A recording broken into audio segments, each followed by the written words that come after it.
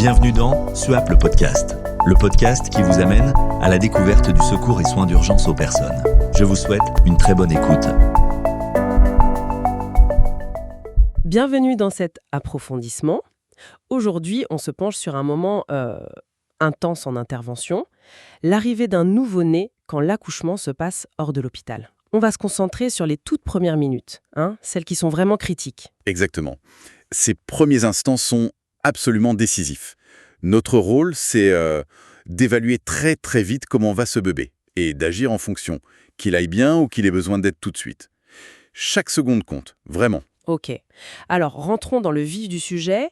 Le bébé est là. Concrètement, comment on sait s'il va bien? Quels signes on cherche là, tout de suite?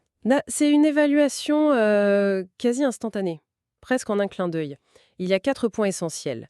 Primo, est-ce qu'il crie? Et est-ce qu'il crie fort, vigoureusement? Ça, c'est bon signe. Deuxio, sa respiration. Est-elle là? Est-elle efficace? On voit le thorax se soulever. Tertio, son tonus. Est-ce qu'il bouge bien les bras, les jambes? Ou au contraire, est-ce qu'il est tout mou, ce qu'on appelle hypotonique, sans aucune résistance? Hypotonique, d'accord, donc tout flasque. C'est ça.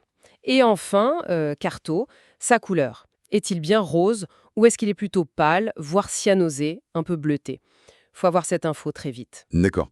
Prenons le cas idéal. Le bébé crie fort, il respire bien, il gigote, il est rose. La conduite à tenir standard, c'est quoi? Alors là, la priorité numéro 1, absolue, le froid. Faut lutter contre l'hypothermie. Un nouveau-né, ça se refroidit à une vitesse folle. Donc première chose, le sécher.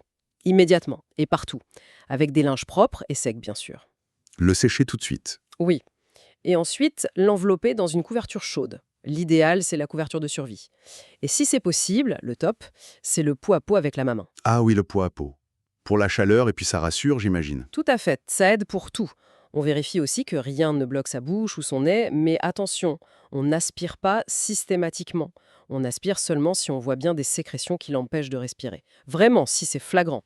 Ok. Et le cordon ombilical? On prépare le matériel pour le clamper et le couper, oui. Mais il n'y a pas d'urgence absolue. Si le bébé va bien, on peut attendre un peu. Ce qui est intéressant, c'est que ce geste simple, le séchage, ça a un double effet, en fait. Ça réchauffe et ça stimule. Exactement, c'est la première stimulation. C'est un geste vital. Prévenir l'hypothermie, assurer la chaleur, stimuler doucement par le séchage, vérifier que les voies aériennes sont libres. Voilà les bases pour qu'il s'adapte bien. Ok. Maintenant, l'autre scénario. Celui qu'on redoute. Le bébé ne crie pas, ou juste un petit peu. Il est mou. Il respire pas ou très mal. Sa couleur est inquiétante, pâle ou bleutée. Là, on fait quoi? Ça change tout, j'imagine. Ah oui, là, c'est l'urgence vitale. On commence pareil, sécher, mais cette fois, on le fait de manière très vigoureuse. Le but, c'est de le stimuler au maximum par ce séchage. Plus énergique, donc, beaucoup plus.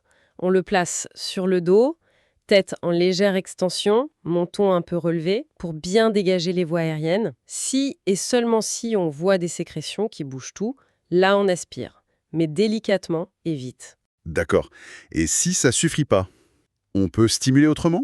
Oui, on peut essayer de tapoter ou de frotter la plante de ses pieds. Ça peut aider à déclencher la respiration. Et si, malgré tout ça, la stimulation vigoureuse, le positionnement, la respiration ne démarre pas, ou elle reste vraiment faible, c'est quoi la suite? Il y a un piège à éviter. Oui, et c'est le point crucial. La grande différence avec l'adulte ou l'enfant plus grand. Chez le nouveau-né qui ne respire pas juste après la naissance, le problème est presque toujours respiratoire à la base. Donc, la priorité absolue, ce ne sont pas les compressions thoraciques comme chez l'adulte, c'est la ventilation. Il faut l'aider à respirer, tout de suite. La ventilation d'abord. Ah oui, c'est fondamental ça. Fondamental. On prend un insufflateur manuel, adapté à sa taille bien sûr, et on commence. On fait 5 insufflations initiales pour essayer d'ouvrir les poumons, puis on réévalue très vite. Et évidemment, en parallèle, on demande un avis médical urgent et du renfort spécialisé. Ne pas ventiler assez tôt ou pas du tout, c'est vraiment la principale erreur à ne pas commettre. Ok, donc si on récapitule pour l'intervenant. D'abord, évaluation rapide. Cri, respiration, tonus, couleur. C'est ça? Exactement. Si tout est OK, sécher, réchauffer peau à peau si possible, dégager les voies aériennes seulement si besoin, préparer le clampage sans stress. C'est ça. Et si un seul de ces points n'est pas bon, sécher, stimuler très fort, positionner la tête, aspirer que si obstruction visible. Et si ça ne suffit pas très vite pour la respiration, ventiler. C'est la priorité numéro 1. Et toujours alerter pour avis médical. Le message clé, jamais laisser un nouveau-né avoir froid. Et la stimulation par le séchage, c'est le premier geste de réanimation. Tout à fait. Et en cas de détresse, c'est l'oxygène qu'on apporte avec la ventilation qui prime sur tout le reste au début. Voilà pour cet aperçu des gestes essentiels dans ces premières minutes. Bien sûr, ça ne remplace pas une formation complète, mais ça permet de fixer les idées importantes. On ne peut qu'encourager tout le monde à relire attentivement les procédures détaillées et surtout, à s'entraîner régulièrement sur les mannequins adaptés. La ventilation du nouveau-né, ça demande de la pratique. Oui, une dernière pensée peut-être.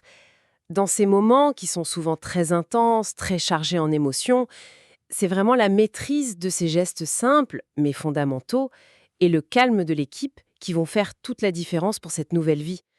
Chaque geste compte. Le séchage, la position, la ventilation si besoin. C'est notre compétence qui offre le meilleur départ possible. Merci de votre attention et de votre fidélité à SUAP le podcast. À très bientôt pour un nouvel épisode à la découverte du secours et soins d'urgence aux personnes.